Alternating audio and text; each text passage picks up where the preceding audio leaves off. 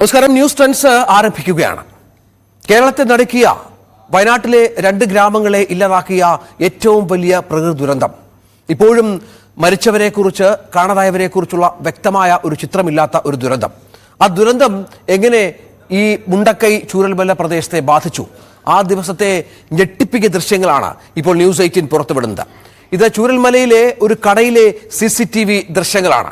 അവിടെയാണ് ഇത് പതിച്ചത്. നമുക്ക് ആ ദൃശ്യങ്ങളുടെ ഭീകരതയിലേക്ക് ഒന്ന് പോകാം. അതിന്റെ ആ ഒരു ഭീകരമായ ശബ്ദമടക്കം.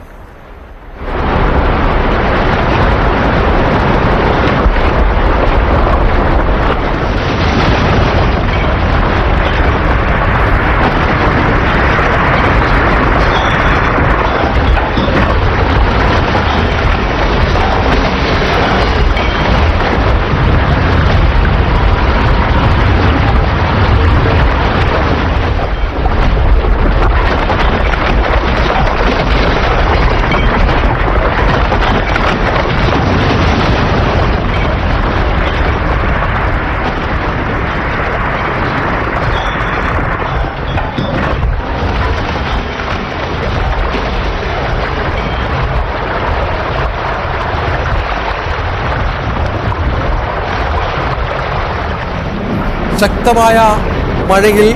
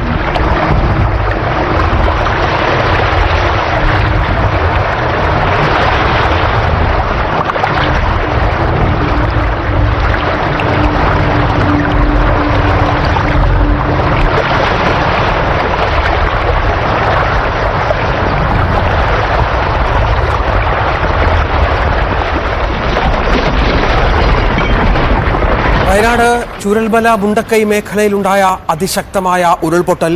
ഇപ്പോഴും 119 പേരെക്കുറിച്ച് സർക്കാരിൻ്റെ ഏറ്റവും അവസാനത്തെ ഔദ്യോഗിക കണക്കനുസരിച്ച് 119 പേരെക്കുറിച്ച് യാതൊരു ധാരണയുമില്ലാത്ത ഒരു ഉരുൾപൊട്ടൽ.